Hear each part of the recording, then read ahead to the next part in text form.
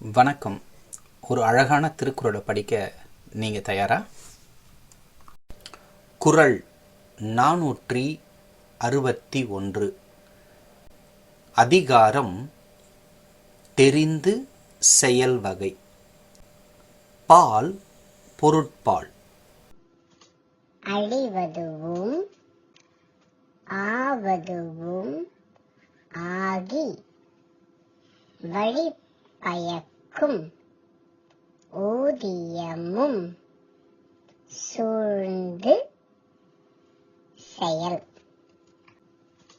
அழிவதுவும் ஆவதுவும் ஆகி வழிபயக்கும் ஊதியமும் சூழ்ந்து செயல்.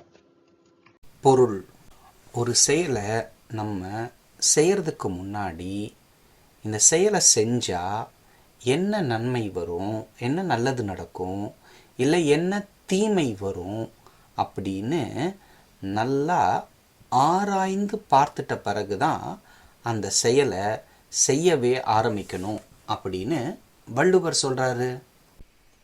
இப்போ குறளை மனப்பாடம் பண்ணலாமா? நான் சொல்கிறேன், என் பின்னாடியே சொல்லுங்க. அழிவதுவும் ஆவதுவும் ஆகி வழிபயக்கும் ஊதியமும் சூழ்ந்து செயல்.